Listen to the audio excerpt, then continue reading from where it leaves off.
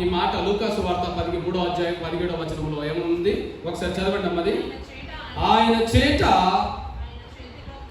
చేతిలో ఉన్నది. ఆయన తన కళ్ళమును బాగుగా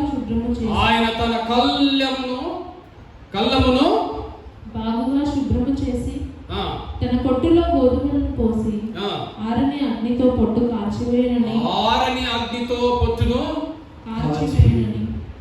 అందుకని ఎవరు ఆ ఆరని అగ్నిలో పడేవారు అని అంటే శరీర కార్యములు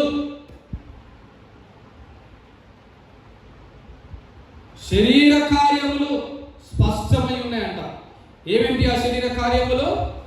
దీంట్లో జారత్వము, అపవిత్రత, కాముకత్వము, విగ్రహారాధన, ఇవన్నీ పెద్దవి అనుకోండి. అవునా కదా? చిన్నవి పెద్దవి అనేవి ఉంటాయి కదా మనుషులకి, అవునా కాదా? చిన్న అబద్ధము, పెద్ద అబద్ధము. అబద్ధాలలో కూడా చిన్న అబద్ధాలు, పెద్ద అబద్ధాలు ఉంటాయంట.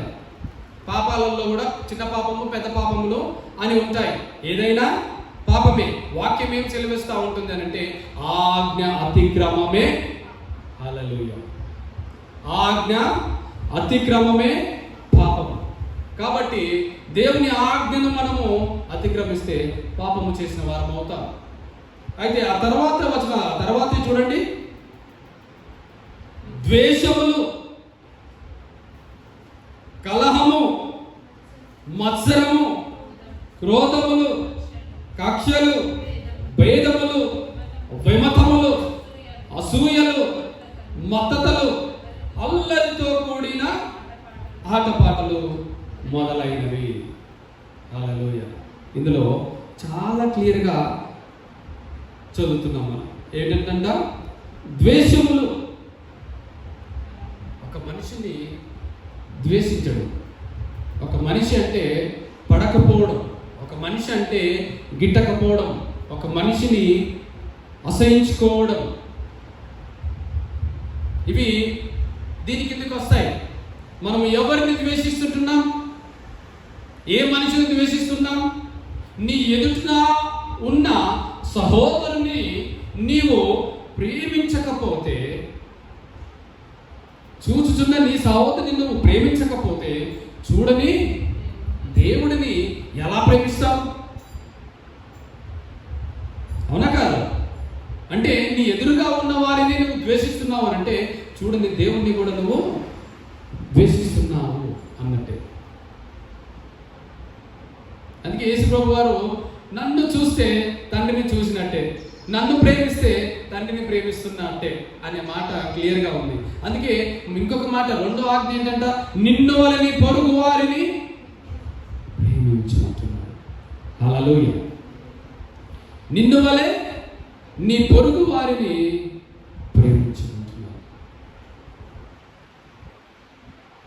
మరి మనం పొరుగు వారిని ప్రేమించే వారముగా ఉండాలి అని దేవుని ఆజ్ఞ. కానీ ద్వేషం, ఆ మనిషి అంటేనే మంట, అదే ద్వేషం. ఆ మనిషి మాట్లాడితే కోపం, అదే ద్వేషం. ఆ మనిషి ముందుకు వస్తేనే అవే ద్వేషాలు. మాట్లాడలేము, ద్వేషం. చూడలేము, ద్వేషం. పలకరించలేము, ద్వేషం. ఇది ఉంది కాబట్టి అది చేయలేదు. ఒకవేళ మీ లోపల అటువంటి ద్వేషాలు ఎవరి మీద పెట్టుకుంటే ఈ సమయమున దేవుడు మీతో మాట్లాడుతూ ఉన్నాడు.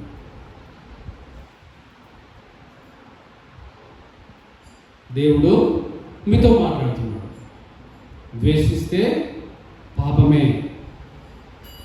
తర్వాత ఏముంది?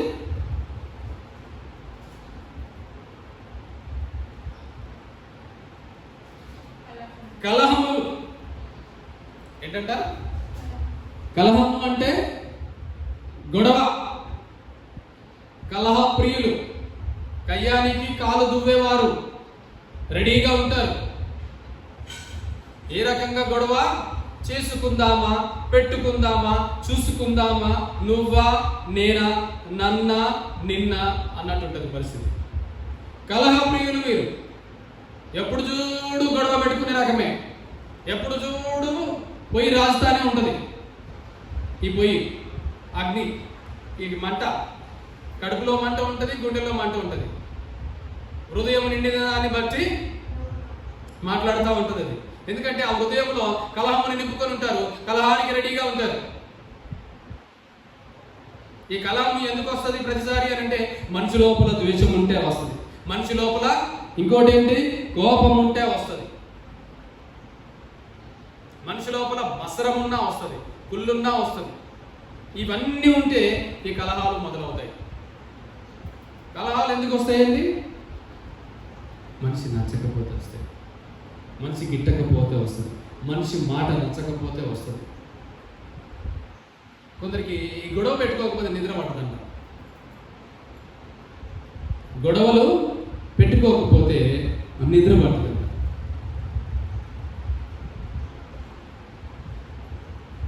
ఏంటో తెలుసా?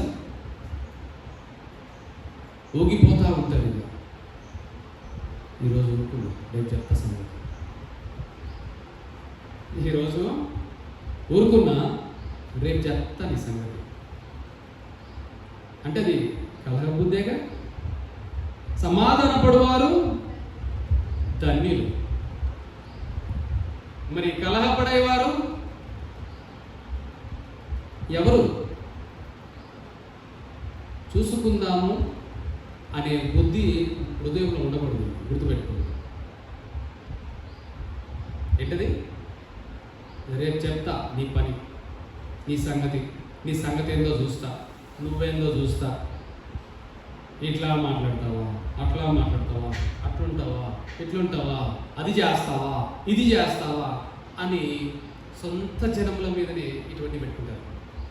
అంటే కలహముకు సిద్ధపడుతున్నట్టు.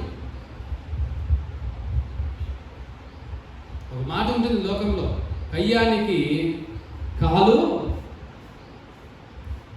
దువ్వుతున్నట్టు.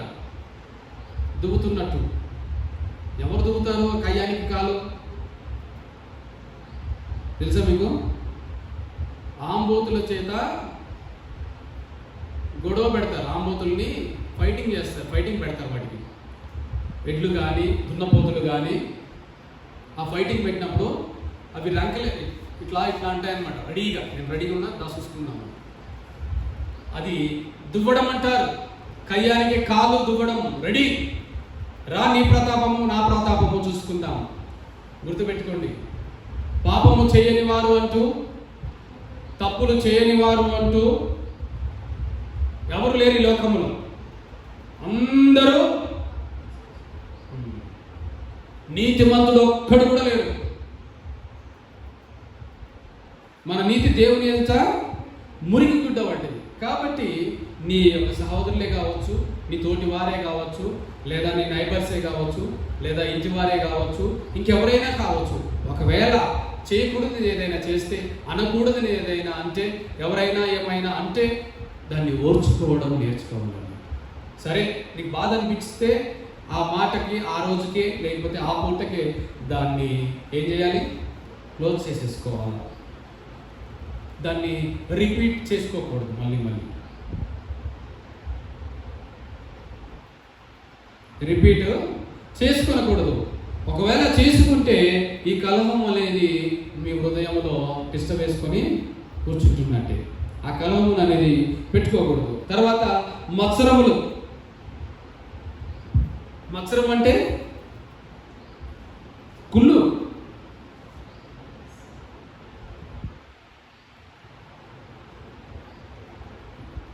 ఉంటుంది మనుషులకి ఎదుటి వారిని బట్టి వారు మంచిగా ఉండొచ్చు, లేక ఆర్థికంగా బలపడుతున్నా ఉండవచ్చు, లేకపోతే ఆత్మీయంగా బలంగా ఉండవచ్చు. ఏ విషయంలో అయినా వారిని చూస్తే ఓర్చుకోలేము, తట్టుకోలేము. వారిని ఏ విధముగా కృంగతీయాలి అనే ఒక మాట ఉంటుంది, తెలుసా అండి? ఒక ఆలోచన ఉంటుంది మనుషులకి. ఏదో ఒక మాట అనేసి అవతల వారిని గాయపరుస్తారు. ఈ కుళ్ళుతోటి కూడా ఏదో ఒక మాటని అవతల వారిని ఇబ్బంది పెడతారు ఈ కుళ్ళు చేత.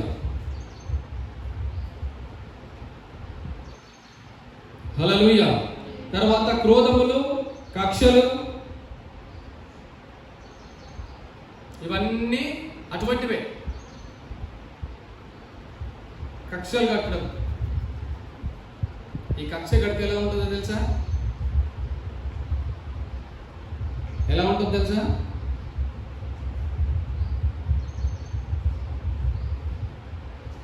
కక్ష అంటే ఏంటంటే పగ సాధింపు, రివెంజ్. నాకు జరిగింది నీకు కూడా జరగాలి. నేను ఎట్లా అనుభవించానో నువ్వు కూడా సేమ్ అనుభవించి తీరాల్సిందే. నాకెంత నొప్పి అయిందో అంత నొప్పి నీకు కలగజేస్తా. నేను ఎంత బాధపడ్డానో నీకు తెలిసి తీరాలి. అటువంటి విధానము మనిషిలో ఉండకూడదు. అది మంచి లక్షణం కాదండి. అంటే ఎదుటివారి గాయములు మనం కట్టేవారముగా ఉండాలి కానీ ఆ గాయము చేసేవారముగా ఉండకూడదు. హల్లెలూయా. యేసు ప్రభు వారు, తండ్రి వీరేం చేయుచున్నారో వీరెరుగరు కనుక వీరిని క్షమించండి అన్నాడు. వారు చేసేదంతా ఈయనకు తెలిసే అన్నాడా, తెలియక అన్నాడా? ఈయన అనుభవించి అన్నాడా, అనుభవించక అన్నాడా? ఈ గాయములు ఓర్చుకొని అన్నాడా, ఓర్చుకోకుండా అన్నాడా? అవతల వారు అంత గాయపరిస్తేనే ఆయన ఆ మాట పలికారే. మరి నీకు ఏ గాయము చేయకుండానే, ఏ గాయము చేయకుండానే, మరి ఏం జరిగిందో తెలుసుకోకుండానే మనము కొన్ని నిర్ణయాలు చేసేసుకుంటా ఉంటాం. జరిగిందేమో అని ఊహించేసుకుంటా ఉంటాం. కక్ష సాధింపు చర్యలు చేస్తాం. ఒకవేళ వాంటెడ్లీ చేసినా పర్లేదండి, మనము ఓర్చుకునే వారంగా ఉండాలి. మనము ఓర్చుకునే వారంగా ఉండాలి. నన్ను పట్టించుకోకపోతే నేను పట్టించుకోను, నన్ను చూడకపోతే నేను చూడను, నాకు విలువ ఇవ్వకపోతే నేను వెలువివ్వను అనే విధానం అనేది దేవుని యొక్క బిడ్డలకు తగదండి. శత్రువులను ప్రేమించమన్నాడా, దూషించమన్నాడా? చెప్పండి. నీ శత్రువు ఆకలి కొని ఉంటే వారికి అన్నం పెట్టమంటున్నాడు, వారిని ప్రేమించమంటున్నాడు. హల్లెలూయా. అవునా కాదా? చూడండి, ఇదే లూకాసు వార్త 6వ అధ్యాయం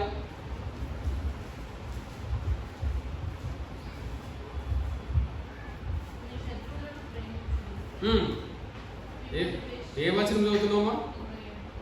27 నుంచి చదువుతున్నావా?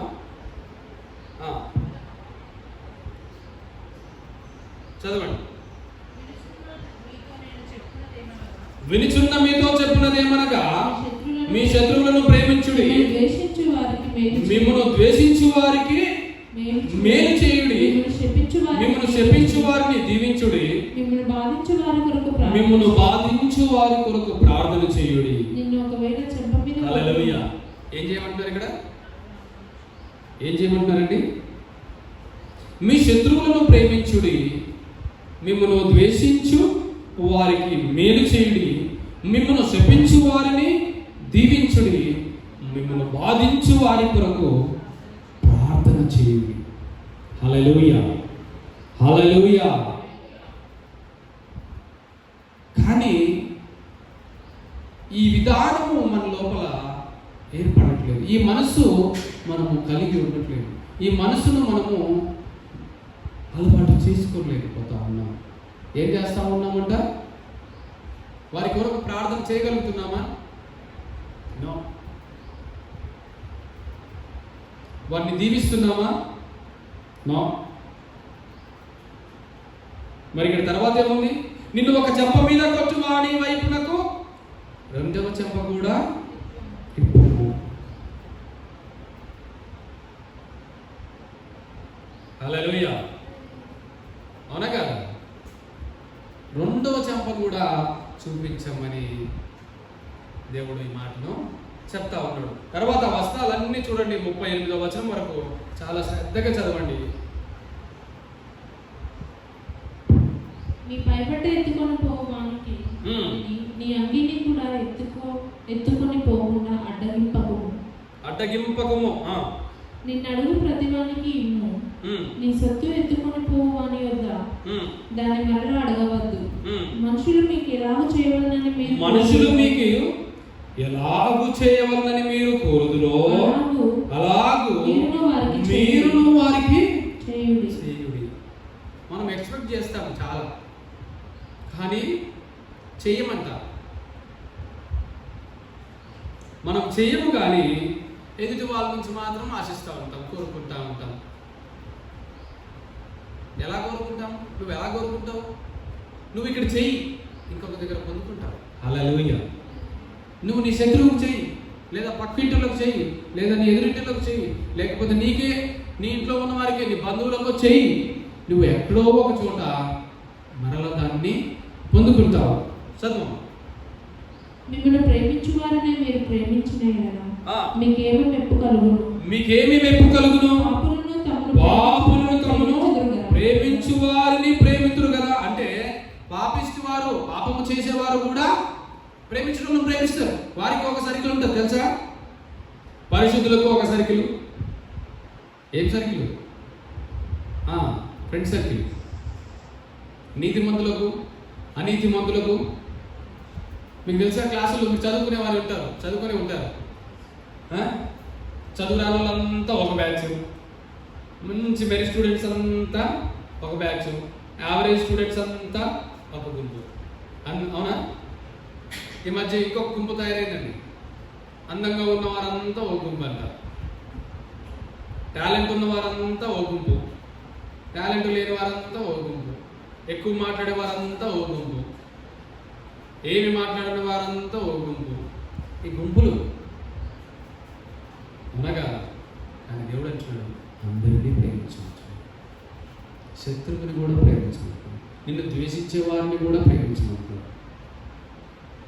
ఎవరినైనా సరే ప్రేమించాలి, ప్రేమిస్తూనే ఉంది. కాకపోతే సమయము ఎలా వస్తుందో ఆ సమయమును బట్టి కూడా మనం నడుచుకోవాలి. నువ్వు దేశించేది కొందరు ఉంటారు, నువ్వు దేశించినా పర్లేదు, నువ్వు అసహించుకున్నా పర్లేదు, నేను వచ్చి ప్రేమిస్తున్నా అంటే వాడు కొట్టే పంపిస్తాడు. ఆ టైంలో దూరంగా ఉంటాడు. అది కూడా చెప్తాను. నువ్వు ద్వేషిస్తున్నావా? కమాన్ ద్వేషించు. అసహించుకుంటున్నావా? కమాన్ అసహించుకో. నేను నిన్ను ప్రేమిస్తున్నా, నిన్ను ప్రేమిస్తున్నా. అక్కడికి వెళ్ళి నువ్వు ప్రేమ చూపించాల్సిన పనిలే. నువ్వు ఆయన కొరకు ప్రార్థన చెయ్యి. ఇంట్లో ఉండి మనసు మారేలాగా ప్రార్థన చెయ్యి. దేవుడు ఆ మనసును మారుస్తాడు. నిన్ను ఎవరైతే ద్వేషిస్తున్నారో వారిని మారుస్తాడు. వారిని తగ్గించుకొని నిన్ను ప్రేమించేలాగా దేవుడు చేస్తాడు. హల్లెలూయా. తర్వాత చదువు.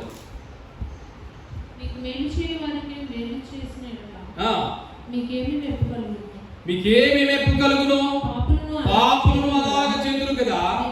మీరు ఎవరి యొద్ద మరలా పుచ్చుకోవాలని నిరీక్షించుదురో వారికి అప్పు ఇచ్చిన ఎడల మీకేమి